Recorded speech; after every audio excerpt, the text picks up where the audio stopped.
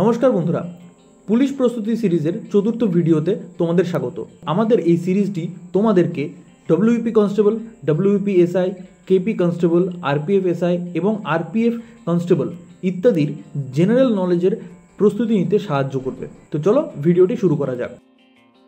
Last ভিডিওতে তোমাদের জন্য একটি প্রশ্ন রাখা হয়েছিল, যেটির উত্তর তোমাদেরকে কমেন্টে দেওয়ার জন্য বলা হয়েছিল, কিন্তু আনফর্চুনেটলি আমার এই ভিডিওতে এখনও পর্যন্ত কোনো কমেন্ট আসেনি। তো উত্তরটি আমি এই ভিডিওতেই আলোচনা করে নেব। প্রশ্নটি ছিল, স্পঞ্জ কি? উত্তরটি হচ্ছে অপশান বি, জীবদেহ। স্পঞ্জ হচ্ছে এক প্রকার বহুকোষী প্রাণী। এরা দেখতে উদ্ভিদের মতন হয়, কিন্তু এরা বাস্তবে একটি জীবদেহ বা একটি প্রাণী। এরা পরিফেরা বর্গের অন্তর্গত প্রাণী। তো চলো এবার আজকের ভিডিওর প্রথম প্রশ্নটা দেখে নেওয়া যাক। আজকের ভিডিওর প্রথম প্রশ্নটি হচ্ছে, অ্যামিবার দেহের কোষ বিভাজন প্রক্রিয়ার নাম কি? এখানে উত্তরটি হবে অপশান ডি, অ্যামাইটোসিস। অ্যামাইটোসিস হচ্ছে সব থেকে সরল কোষ বিভাজন প্রক্রিয়া। এই কোষ বিভাজন প্রক্রিয়ায় মাতৃকোষের নিউক্লিয়াস আর সাইটোপ্লাজম ক্রোমোজোমের গঠন ছাড়াই সংকোচনের মাধ্যমে বিভাজিত হয়ে যায়, অর্থাৎ দুটি আপত্য কোষ বা শিশু কোষের সৃষ্টি করে। পরের প্রশ্নটি হচ্ছে, নিচের কোনটি ব্যাকটেরিয়াজনিত অসুখ নয়? Option A pneumonia, option B typhoid, option C influenza, option D diphtheria. এখানে উত্তরটি হচ্ছে অপশান সি, ইনফ্লুয়েঞ্জা। এটি একটি ভাইরাস ঘটিত রোগ। সাধারণত ভাইরাসটার নামই হলো ইনফ্লুয়েঞ্জা, আর এর দ্বারা ঘটিত অসুখ আমাদের কাছে জ্বর, সর্দি, কাশি ইত্যাদি রূপেই প্রকাশ পায়। এবার আমরা কিছু এক্সট্রা ইনফরমেশন জেনে নেব। এখানে যে সঠিক উত্তরটা দেওয়া রয়েছে সেটা বাদে বাকি যে অপশনগুলি রয়েছে সেগুলি হলো ব্যাকটেরিয়া ঘটিত রোগ, কিন্তু কোন রোগটি কোন ব্যাকটেরিয়াজনিত সেটা আমরা এবার জেনে নেব।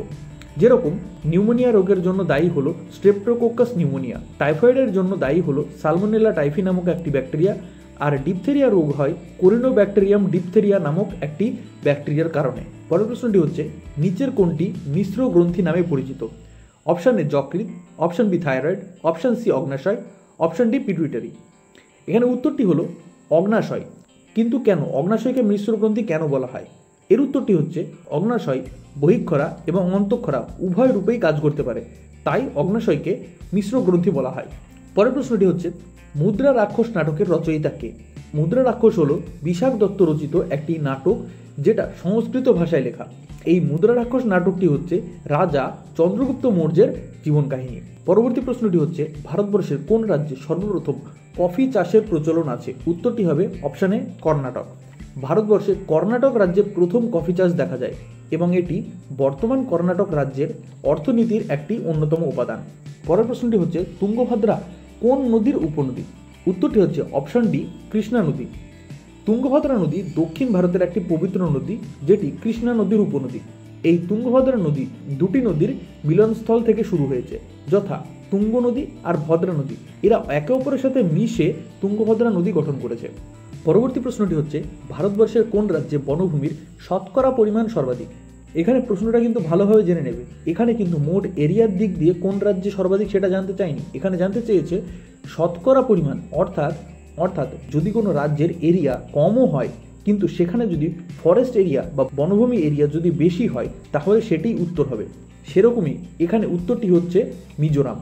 এই শতকরার দিক দিয়ে দেখতে গেলে এই পরবর্তী রাজ্যগুলি হলো অরুণাচল প্রদেশ, মেঘালয়, মণিপুর এবং নাগাল্যান্ড। কিন্তু পরিমাণের দিক দিয়ে দেখতে গেলে, অর্থাৎ যে রাজ্যের এর বনভূমির পরিমাণও বেশি এবং সেই রাজ্যের এরিয়াও বেশি, সেরকম রাজ্য হলো মধ্যপ্রদেশ। মধ্যপ্রদেশে এরিয়া ওয়াইজ সর্বাধিক বনভূমি দেখা যায়। মধ্যপ্রদেশের পরেই রয়েছে অরুণাচল প্রদেশ, ছত্তিশগড়, ওড়িশা এবং মহারাষ্ট্র। ভাবা অ্যাটমিক রিসার্চ সেন্টার কোন রাজ্যে অবস্থিত? ভাবা অ্যাটমিক রিসার্চ সেন্টার বা বার্ক এটি মহারাষ্ট্রে অবস্থিত। ভারতীয় পারমাণবিক নীতির জনক ডক্টর হোমি জাহাঙ্গীর ভাবা এর নামে 1966 সালে এটির নাম রাখা হয় ভাবা অ্যাটমিক রিসার্চ সেন্টার বা BARC। এর আগে এটির নাম ছিল অ্যাটমিক এনার্জি এস্টাবলিশমেন্ট ট্রম্বে। পরবর্তী প্রশ্নটি হচ্ছে, কার জীবনী রোম্যান্স উইথ লাইফ নামে পরিচিত? এখানে উত্তরটি হচ্ছে অপশন ডি, দেব আনন্দ। মজার ব্যাপার হচ্ছে এটা যে এই দেব আনন্দ নিজেই বইটি লিখেছেন এবং এই বইয়ে তার নিজের জীবনের স্মৃতিকথায় লেখা রয়েছে। প্রতিটি ভিডিওর মতন পরের ভিডিওর প্রশ্নটিও তোমাদের জন্য রাখা থাকবে।